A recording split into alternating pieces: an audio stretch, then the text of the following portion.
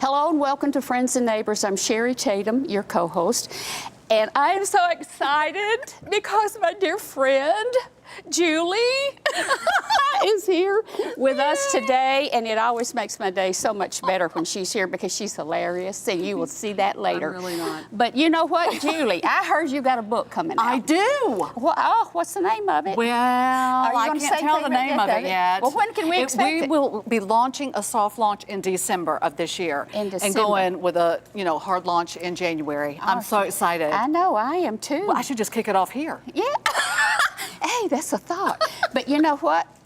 Who's going to sing for us? Oh my gosh. Miss Sandra. Yes, Miss the best vocalist. Yeah, and you know what? She's singing a song by Gerald Crabb. Oh, Gerald Crabb. Yeah, okay. He's the author of the song. It's fabulous. It's one of our favorites, and she's one of our favorites. So anyway, she's going to be singing "Through the Fire." Miss Sandra O'Neill. Please listen up.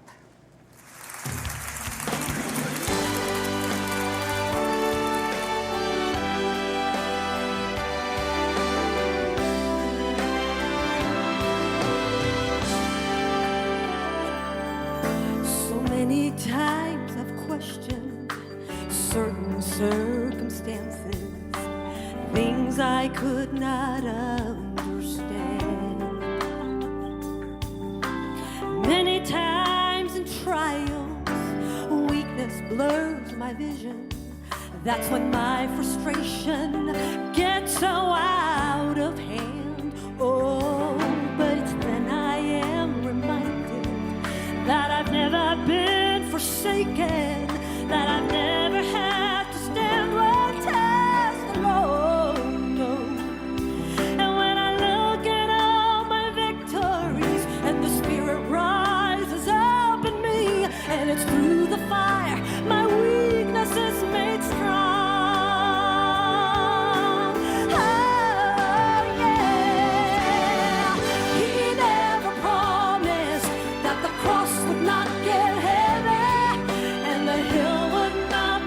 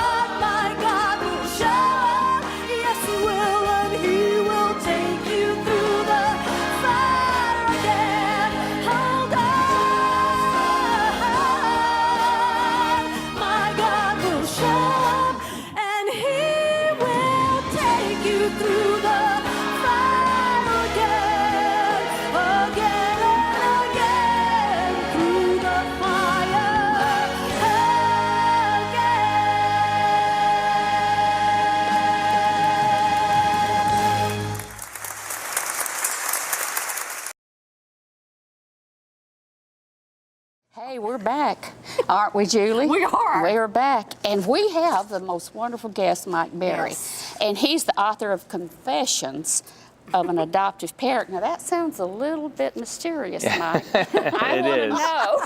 Yeah. Okay, if you're an adoptive parent, which you are of 8, which is magnificent, true, and I yeah. commend you Yes. for that. Thank you. Is there a process that you and your wife, is it Kristen? That's true, went yeah. through before you ever adopted the first child, much less 8? Yeah. Well, the process was Yes. I can boil it down to this. The process was she had this big heart, and I was really young and selfish, and I did not. I resisted, and it was a little bit. Let's just say it was tense. It was a tense conversation, Okay. and it was mostly because it wasn't that I was against adoption. good. I just didn't. It wasn't a storyline in my life. Okay. You know, growing up, our family came into the world the old-fashioned way, as we like to Yes. say, and her grandfather was aged out of foster care, and then in her family they adopted their youngest brother from Bulgaria. So it was a storyline.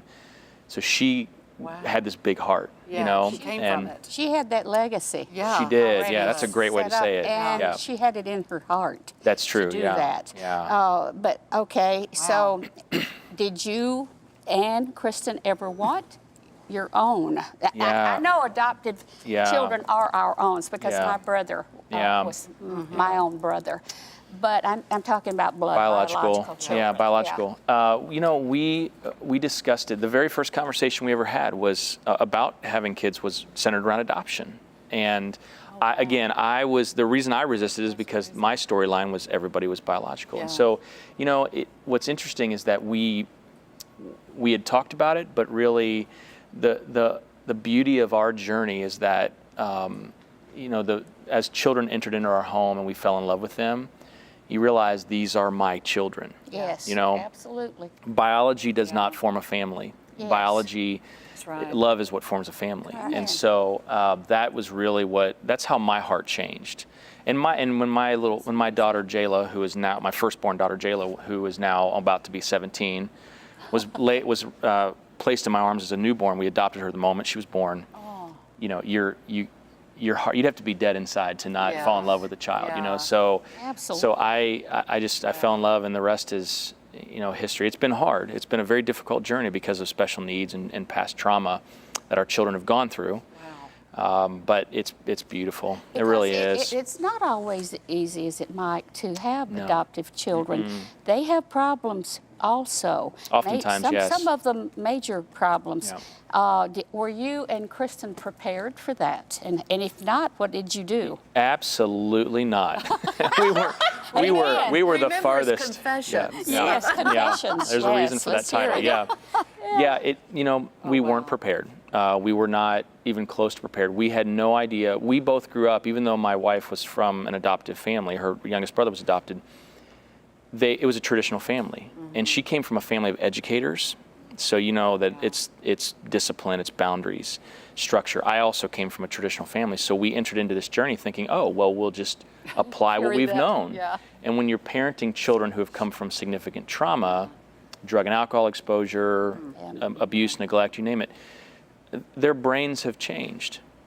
Their brains have been altered. Trauma does that. but Yes, Trauma, my brother. any of us who have ever been through trauma, a Yeah. car wreck, you know, or even something as simple as Loss. moving to a new city, there's a part of you that's been altered. And so you factor in abuse, neglect, drug and alcohol exposure, Yeah. the list goes on, it alters the brain. And so you cannot parent a child traditionally Yes. when their brains have been altered. Would you say that adoption is a calling for people? Oh, absolutely. Yeah, I think absolutely. so. I would say that we often say it like this, that not everybody is called to adopt. Everybody's called to do something. Yes. There's a way you can serve families that are on this journey, but it is, beyond a shadow of a doubt, it is a calling. Because I hear with what you were saying with having that conversation with your wife now, but at that Yeah. point that when she said, I want to really have a family of adoptive kids, Right. And you felt very reserved to that. Yeah, absolutely. Is it just because of the enormity of that, or why were you so reserved towards taking that information in?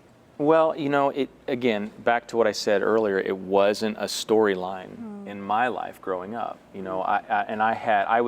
I was one of those rare kids that, how little girls dream about their wedding day and the life and little boys don't. Well, I wasn't. I was the one dreaming about the wedding day and the house after and the life after. It was weird. I'm a weirdo like that, right? Oh, awesome. And so, I embrace that. I love that, right? I do. Give me a high five. Yeah, I do. That's good, brother. Yeah, I do, and I envision this, this life, and here's the thing that I want to say about that.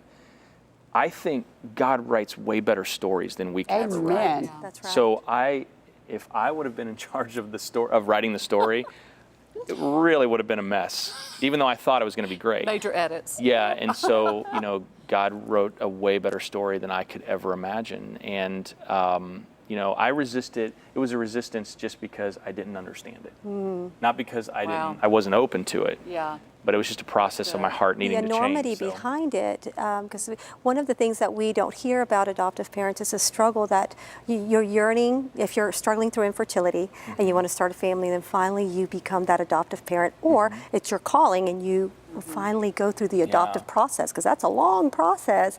Once you get in it, and then the enormity of the reality of saying, wow, how am I going to help and guide this child, because as you said, they do have a lot of medical needs, special needs. My husband, being a pediatrician, had mentioned that when he sees kids, families come in with their brand new adoptive parents, it's like pouring water of love on them, because as they start drinking it, they start blooming, and then when they come back for their follow-up, they see the fruits of the labor. But your book talks about providing that resource, because that's not spoken. We don't talk about that a lot, right? No. That was going to be my question. Yeah. Tell us about your book. Yes. What is that about? So the book is based on two guiding, I would call them guiding principles, and that is that you are not alone, and there is hope. And I say, and here's why these principles are so key, because parents enter this journey most of the time, like us, they're not aware of the past trauma that the child has coming in. Not the child's fault. Yeah. Right. And we don't even criticize or put down birth parents, because people are broken. We all make Yes. mistakes. Yes. The context is different, but for each person. But we're not prepared to parent a child who has come from major trauma. And oftentimes we default to those traditional approaches, and we think, okay, this is a bad kid behaving badly, but it's not a bad kid behaving badly. It's a traumatized kid speaking and acting out of their past trauma. And so we don't know that, and we often feel like we're failures, that we're never going to get through this, that we're all alone. We went through a period of feeling like we are the only people in a 7 billion populated planet Of course Going you through feeling this Going way and going through this. And when we discovered, when we sat around a table with other adoptive families and heard their stories, it was like this cool breeze water, washing over us, and we realized finally we're not alone. And when you sit across from a flesh and blood human being who shares the same brokenness, same struggles that you've gone through, or brokenness, you feel like your problems aren't solved necessarily, No, but you feel like there's comfort in hope. knowing, That because support. you have that support. You're That's together. probably, like you and I were talking earlier, that this is shocking to me. Yes. This is your story. I mean, your brother's. My brother's story, Yeah. Because back in 1963, when my mother adopted my brother, we knew his mother was an alcoholic, and she carried him drinking heavily and then nursed him drinking heavily. But we thought, that would be nothing. The traditional we could get child rearing. that and help him, and he would grow out You of can that just love eventually. him through it, right? Yeah. Love him, That's absolutely. oftentimes what we think. And we did love him, but it did not erase what had gone on in that womb, and all the characteristics of his mother was passed to him somehow, some way. I don't know how that worked. But, we still loved him, and at the end, he was better when he passed away. 4 Yeah. Oh. I'm sorry for that. That's why this It's story okay. is so amazing It's to okay. hear your story. You know what I mean? And to Yeah. know there's a book out there because we were literally just talking about that before we came on set. Yeah. So how has your book helped people? Amen. You know, I've been blown away by the response we've received. You know, my team will receive emails. My assistant receives emails all the time that are like, we felt like we were the only people in this world struggling. We felt like we were banging our heads against the wall. We'll receive messages like that. Like we're looking at this child and we love them so deeply. And that's something I want to make very clear, that even when we say confessions, it's not like we're not confessing that our children are bad or we don't love them. Right. We're confessing that this is hard and we're searching for answers, Yes. right? And that you're not because alone. the children are bad. We And that love they're not our alone. kids and they're not alone. Yeah. So we receive these messages all the time. And it's one of those things where if you've ever written a book, and it sounds, I think one of you mentioned you have written a book. I'm in the process. In the process. Yeah, wink, wink, right? It's You hard. feel it is very hard, and you feel like you look at this sometimes and you think, does this make any sense? Is this Yeah. going to reach Yeah. people? Yeah. Is this going to make any kind of an impact? Yes. And then you get these messages back from these people that are like, you know what, that story that you told, those words, Yeah. that reference changed me. It gave me hope. Yes. Just knowing that there's somebody else out there. And isn't confession the first step of healing? When we believe in Jesus Christ, the first thing we need to do is confess our sins. And so then we can open up our hearts so that He could pour into your heart as parents. So then you can then water the beautiful kids. And you have 8 adoptive kids, is that Yes, right? that's Is that what true. I heard? Yeah. 8. With some with special not make needs. that up. Did I hear? Yes. Some with, Yes. And what are their age ranges? I can't wait to Go hear ahead. this. Okay, so our youngest son is 9, Okay. and our oldest daughter is 32. Okay. And you're 20. You're what? Yeah. Thank you. Thank you. Wow. He's 21. I want to make Tell sure. I'm not good with math. No. I want to keep this broadcast for the next 50 years. And anytime I'll somebody forever be 22 to her, I'm so going to that's show all it to I my care kids about. who think I'm old. I'm I'm 12. like, Are they all still at home? Could I ask oh, that? heavens no. No. You see, I don't have any hair. That's the reason why. I had hair when this started, No, they're not. They're not. Our two oldest are coming out. I can confess all. How long do we have? I can confess all day long. Was there a time that all 8 were there? I have to go back to the Because I'm archives going- here. There was a time when most were there, but the interesting thing is that, and this is, I don't know how we did. We have 4 boys and 4 girls. Okay, that's like my dad. Oh, wow. Yeah, I don't know. It's amazing, right? I don't know what we didn't plan that, of course. Right. But then we have them in, like our youngest sons are 9, 10, and 11. Then the next are 15, 16, 17, and then 27, 30, and 32. So they've all been, Come in waves. yeah. Yeah. Like you had the growth waves. second wave. They come out, or when they run out of money, then they don't do that. The yeah. wave comes Hey, back. The wave comes back, yeah. Is in every family. can tell you. My dad is Yep. was a child of 9. So yeah, I mean, growing up with that, people go, hey, you have a small family? No, we have 32 first cousins. Yeah, Christmas yeah. was like ridiculous. So I mean, and my grandmother had them every 2 years. I mean, it was Yeah. like, yeah. Wow, So, 9. so I do know the chaos of just having, that many aunts and uncles. Yeah. Well, we got to take a break in a Sure. moment, Mike, which I wish we didn't, because I want to ask, when a lot of them were there, how was it with you in the mornings? How did y'all all get ready and all That of is that? a great question. So, Good question. hey, Yeah. stay with us here with Friends and Neighbors. We're going to come right back with Mike Berry, author of Confessions of Adoptive Yes. Parent. You don't want to miss it. Stay with us.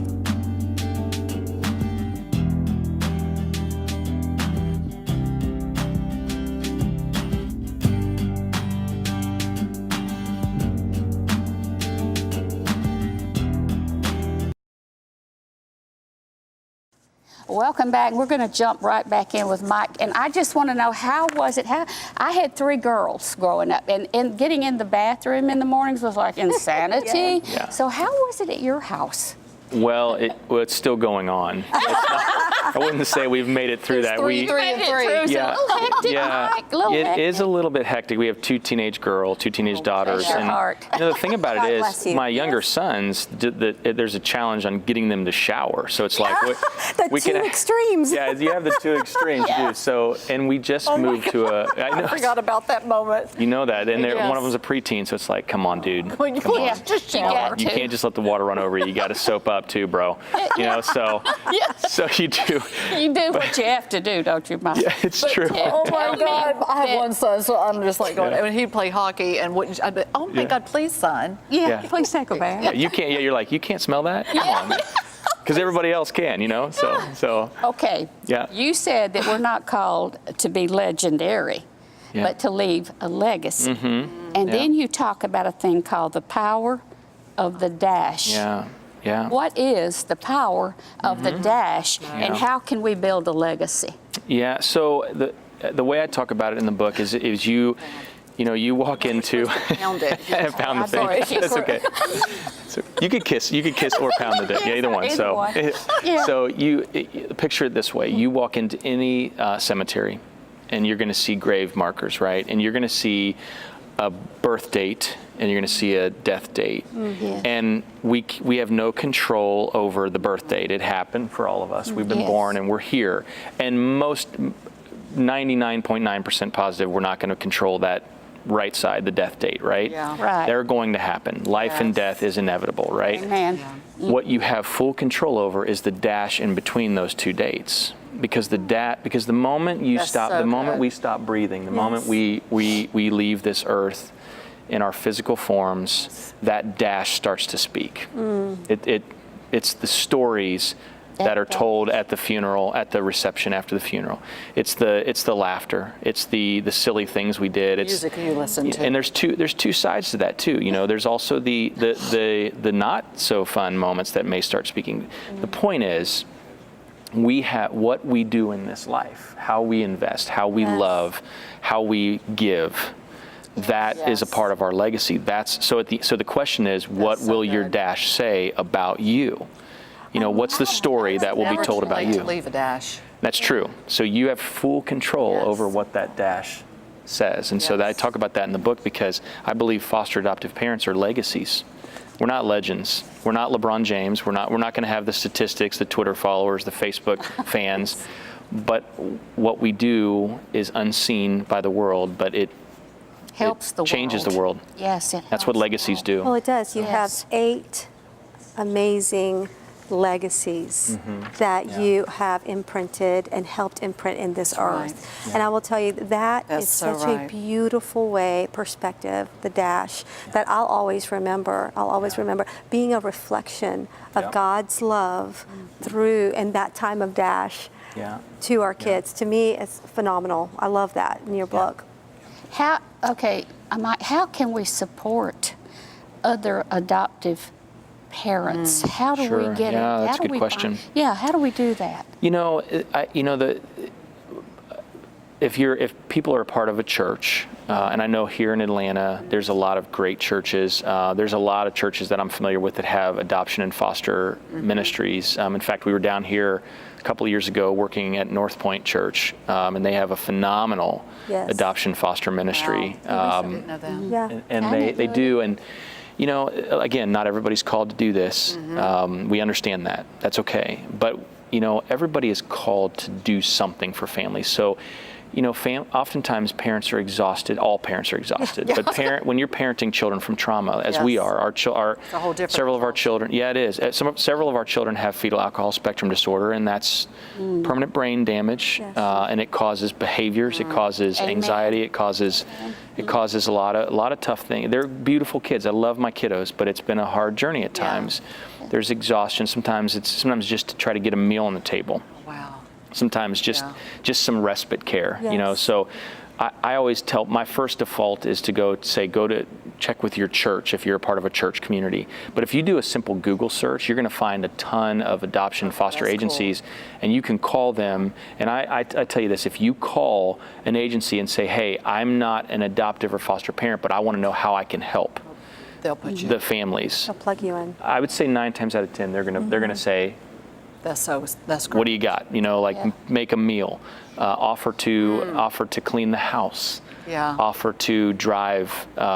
You know, they're what we call permanent kids who are already adopted Yeah. into a family, or biological kids.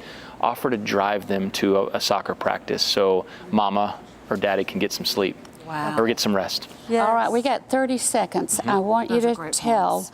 the viewers how can they get in touch with you, if Sure. maybe if they need to, if you have a page, or how to get your book. Yes. Confessions of let him show Adoptive Yeah. Parent. So you can visit our main site is confessionsofanadoptiveparent.com, and if you go to confessionsofanadoptiveparent.com/book, you can order a copy of the book. Oh, thanks, Mike. You bet. Yes. This is It was great. awesome. Very Thank you. enlightening. Thank you Pleasure. for being with us here on Friends and Neighbors. I so enjoyed that. Yes, me Julie. So informative. We hope it helped you. We'll see you next time here on Friends and Neighbors. Goodbye.